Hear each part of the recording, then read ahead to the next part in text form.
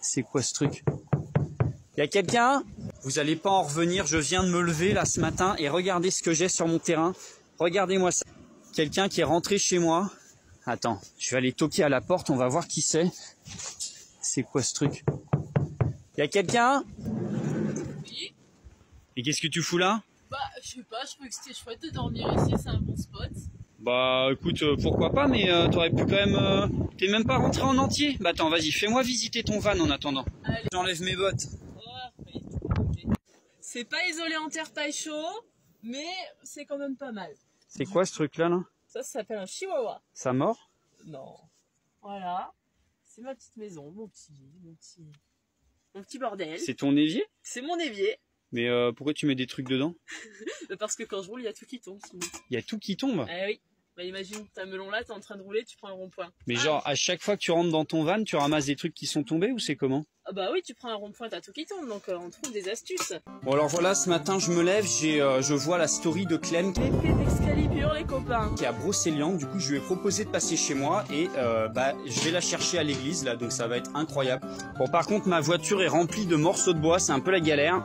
Bon, croyez-le ou non, je voulais aller la chercher, mais en fait, il y a ma clé qui a pris la flotte avec la tempête. Je l'ai laissée sous la flotte, j'ai pas fait gaffe. Et du coup, le Kangoo ne démarre plus. C'est quand même de voir la magie là où elle n'y est pas. Du coup, bah, elle va venir d'elle-même sur mon terrain. Donc là, elle arrive. Je lui ai donné l'adresse, je voulais aller la chercher pour faire un peu de gentleman, tu vois. Et j'ai réparé ma clé à la hache. Enfin, je l'ai ouverte à la hache. Bref. Bon du coup je viens de lui indiquer l'entrée parce que c'est pas facile à trouver là, elle arrive. Je lui ai conseillé de se mettre en marche arrière. Je suis en train de me demander si la guirlande du voisin ça va passer par rapport à la hauteur du camion là. Bon je crois que l'ouverture de mon portail n'est pas suffisante. Et la voilà déjà repartie. Bon on a tourné plusieurs vidéos ensemble donc je vous montrerai le contenu des vidéos très bientôt. Et voilà, bah, ça a été un super moment, je lui ai donné un navet.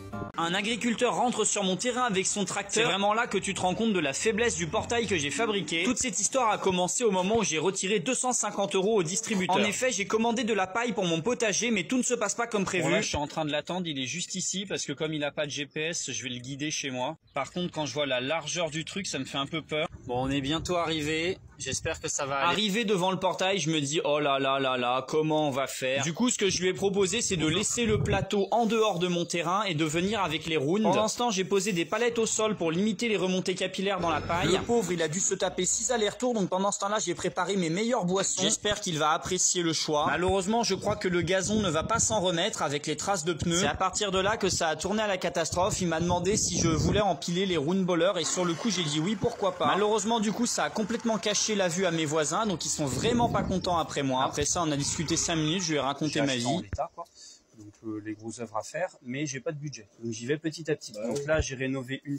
J'étais complètement ivre à ce repas de famille. Ce jour-là, c'était mon anniversaire. Rien ne s'est passé comme prévu. On a commencé par partir vers 10 h, donc direction la maison de vacances de la cousine. Pendant le trajet, j'en profite pour montrer la bande dessinée Le Terre-Paille Chaud à mon frère pour lui demander ce qu'il en pense. Une fois arrivé sur place, j'avais amené une bouteille de kéfir pour faire plaisir à tout le monde. Seulement voilà, il y avait mon péché mignon du Porto. Donc j'en ai pris un verre, puis 2, puis 3. Les petits toasts s'enchaînaient rapidement. On a enfin fini par passer à table et là, clairement, c'était viande, viande, viande et encore viande. Ça faisait une dizaine de jours que je n'en avais pas mangé. Ma sœur est végétarienne, heureusement il y avait quand même des légumes de prévu et franchement c'était délicieux. Ma mère avait même fait un gâteau pour mon anniversaire, c'est trop mignon. Voilà pour ceux qui se demandent l'âge que j'ai, je vous laisse l'inscrire dans votre tête. À partir de là, il était vraiment temps que j'arrête de boire de l'alcool. Et heureusement, on est parti faire une balade digestive le long de la plage et ça c'était vraiment super sympa avec les petits villages typiques de Bretagne. Sur le chemin, on a trouvé plein de petits bébés crapauds qu'on s'amusait à sauver de la mort. Je suis pas très famille à la base. Verdict, on a passé un super moment en famille. Il faut que je vous montre d'ailleurs les cadeaux d'anniversaire qu'on m'a fait.